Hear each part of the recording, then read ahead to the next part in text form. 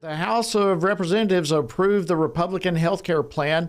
Actually, they did that yesterday, moving to end the pandemic-era Obamacare subsidies that GOP leaders say drove up the federal spending and mainly benefited insurance companies. Well, Republicans say the program was never meant to be permanent, and their bill aims to cut costs and eliminate radical left policies from taxpayer programs. And joining me now is Washington Stand reporter Sarah Holliday, who's been following all of today's stories.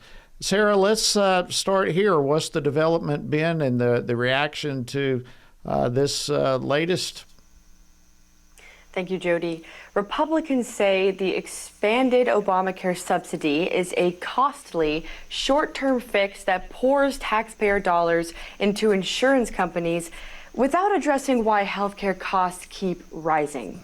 Republicans are bringing forward reforms that will actually lower the cost of care. According to CBO, which is the gold standard for my Democrat colleagues, says it will reduce premiums by 11%. Now, the only other time premiums have gone down since Obamacare was enacted is when Republicans actually advance reforms in the big, beautiful bill, namely rooting out waste, fraud, and abuse, that lowered the cost of care. Their bill reduces federal deficits, expands association health plans for small businesses and self-employed workers, and shifts away from Washington mandates. Democrats tried to force a vote to extend the subsidy, but they were ultimately blocked. Under House rules, Democrats can demand a vote in January, but Speaker Mike Johnson says he will delay it until Congress returns from recess, and he plans to work to defeat the extension. He called the subsidy bad policy, Jody. Yep, it's going to be interesting to see how that unfolds. Thank you, Sarah.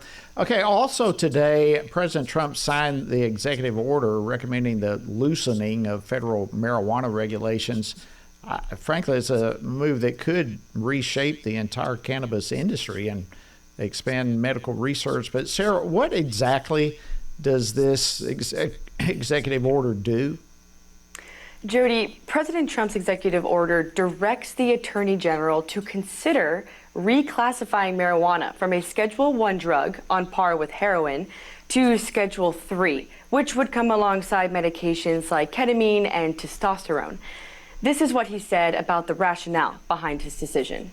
For decades, this action has been requested by American patients suffering from extreme pain, incurable diseases, aggressive cancers, seizure disorders, neurological problems, and more, including numerous veterans with service-related injuries and older Americans who live with chronic medical problems that severely degrade their quality of life.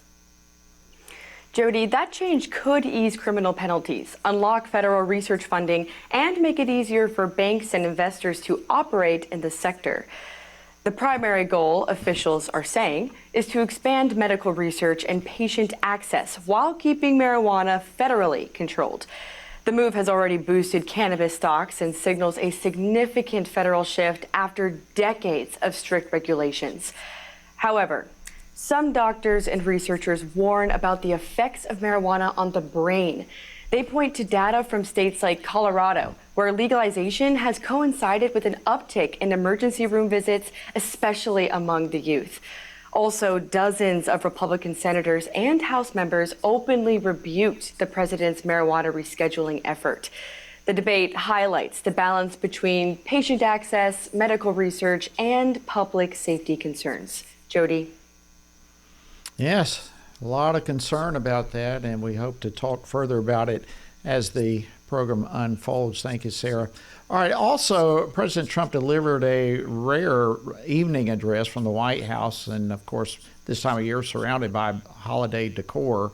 But he was highlighting some of the major progress in his first year back in office. Sarah, what stood out to you in his speech? Jody, speaking from the diplomatic reception room, of course decorated for Christmas, the president struck an upbeat and confident tone. He said he inherited economic and border challenges from Joe Biden.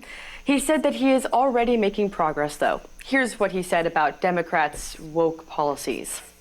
We have broken the grip of sinister woke radicals in our schools and control over those schools is back now in the hands of our great and loving states where education belongs.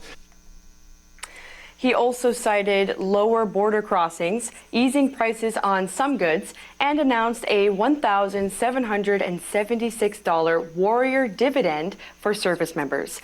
President Trump also backed a Republican proposal to give Americans direct control over health care dollars, keeping the focus on domestic priorities while largely setting foreign policy aside. Jody. Well, speaking of foreign policy, I saw that the U.S. has approved the largest ever, really, weapons package for Taiwan. Obviously, this is probably going to further the strain of our relations with China. What's in that deal? Sarah, do you know what's at stake here? Jody, according to Taiwan's defense ministry, the $11.1 billion arms package includes rocket systems, howitzers, anti-tank missiles, and drones.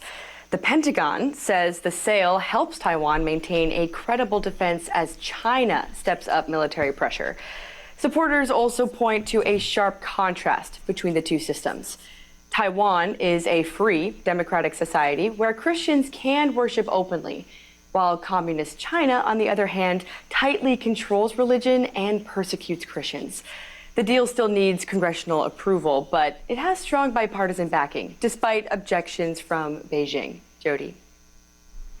Sarah, Holliday, thank you so much for keeping us up to speed. A lot happening out there. We appreciate it.